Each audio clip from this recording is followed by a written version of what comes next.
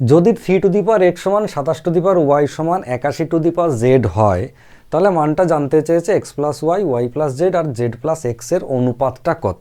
দেখুন এই অঙ্কটাতে ডেটাটা যা দেবে হুবহু তাই থাকবে, আর এখানে যে মানটা জানতে চেয়েছে এর বদলে শুধুমাত্র x:y:z জানতে চায়, তাহলে সেটা হলে কিন্তু আরও সহজ।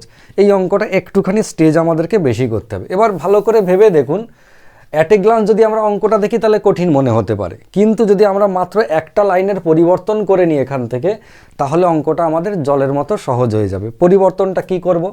এই যে 3 টু দি পাওয়ার x আছে, একে 3 টু দি পাওয়ার x-ই রেখে দিলাম, সমান 27-এর পাওয়ার যেটা y দেওয়া আছে এটাকে 3-এর বেস বানিয়ে 3-এর কিউব মানে 27, তো 3-এর কিউব তার পাওয়ার y, তার মানে কি 3 টু দি পাওয়ার 3y, এটা হয়ে গেল পাওয়ারে। একই রকমভাবে এই 81-কে যদি আমরা 3-এর পাওয়ার 4 করি, তা তার পাওয়ার জেড মানে কি 3 টু দি পাওয়ার 4z। এইটা যে হয়ে গেল পরিবর্তন করে আমরা করলাম। এবার ভালো করে তাকিয়ে দেখুন, 3টের বেস একই হয়ে গেছে, মাঝখানে সমান চিহ্ন রয়েছে, তার মানে কি? তার মানে 3টের পাওয়ার সমান। তো 3টের পাওয়ার মানে x সমান হচ্ছে 3y সমান হচ্ছে 4z। এবারে ভালো করে মনে করে দেখুন, আমি আগেও ক্লাসে করিয়েছিলাম যে x সমান 3y সমান 4z যদি বলা থাকে, আর আমাদেরকে যদি x:y:z জানতে চায়, তাহলে কি আমরা সে স্কুলের মতো এইটা সমান কে ধ্রুবক ধরে নিয়ে ওলটপালট হিসাব করব? একদম নয়। সিম্পল যার অনুপাতের কথা বলবো ওপর থেকে তাকে ঢেকে দিয়ে বাকি দুজনের সহগের গুণফল কত?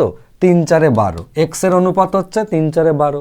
যখন ওয়াই এর অনুপাত করব, ওয়াই এর জায়গাটাকে ঢেকে দেবো, দিয়ে জেড আর এক্স এর মানটা যেটা সহগ আছে 4 আর 1-এর গুণ করলে কত হবে? 4, ওয়াই এর মানটা 4।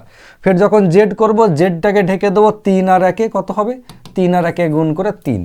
এই যে দেখুন x:y:z 12:4:3 বেরিয়ে গেল, ব্যাস এটুকুই অঙ্ক।